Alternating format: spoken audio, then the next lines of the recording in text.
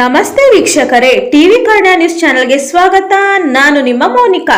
ಶಾಸಕ ಎಆರ್ ಕೃಷ್ಣಮೂರ್ತಿರವರಿಂದ ವಾಹನ ನಿಲುಗಡೆ ಶೆಡ್ ಉದ್ಘಾಟನೆ ಹಾಗೂ ಹಲವು ಕಾಮಗಾರಿಗಳಿಗೆ ಭೂಮಿ ಪೂಜೆ ಕಾರ್ಯಕ್ರಮ. ಚಾಮರಾಜನಗರ ಜಿಲ್ಲೆಯ ಯಳಂದೂರು ಪಟ್ಟಣ ಪಂಚಾಯಿತಿಯಲ್ಲಿ ಪಂಚಾಯಿತಿಗೆ ಸೇರುವಂತಹ ಮತ್ತು ಕಚೇರಿಗೆ ಬರುವಂತಹ ಕೆಲಸಗಾರರ ವಾಹನಗಳನ್ನು ಸುರಕ್ಷಿತವಾಗಿ ಪಾರ್ಕಿಂಗ್ ಮಾಡಲು ಹೊಸದಾಗಿ ನಿರ್ಮಾಣವಾಗಿರುವ ವಾಹನಗಳ ನಿಲುಗಡೆಯ ಶೆಡ್ ಅನ್ನು ಇಂದು ಶಾಸಕ ಎಆರ್ ಕೃಷ್ಣಮೂರ್ತಿರವರು ಟೇಪ್ ಕತ್ತರಿಸುವ ಮೂಲಕ ಇಂದು ಉದ್ಘಾಟನೆ ಮಾಡಿದ್ದರು. ನಂತರ ಪಟ್ಟಣದ 1, 2, 3, 4, 6 ಹಾಗೂ 7ನೇ ವಾರ್ಡ್ಗಳಲ್ಲಿ ಮುಂದುವರಿದ ಕಾಮಗಾರಿಗಳಿಗೆ ಭೂಮಿ ಪೂಜೆ ಮಾಡುವ ಮೂಲಕ ಚಾಲನೆ ನೀಡಿದ್ದರು. ಈ ಸಂದರ್ಭದಲ್ಲಿ ಜಿಲ್ಲಾ ಗ್ಯಾರಂಟಿ ಯೋಜನೆಗಳ ಅಧ್ಯಕ್ಷರಾದ ಎಚ್.ವಿ.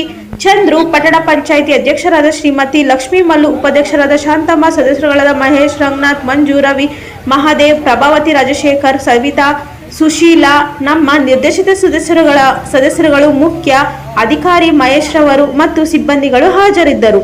ವರದಿ ಮನೋಜ್ ನಾಯಕ್, ಚಾಮರಾಜನಗರ. ಲೈಕ್ ಮಾಡಿ, ಶೇರ್ ಮಾಡಿ, ಸಬ್ಸ್ಕ್ರೈಬ್ ಆಗಿ. Thank you.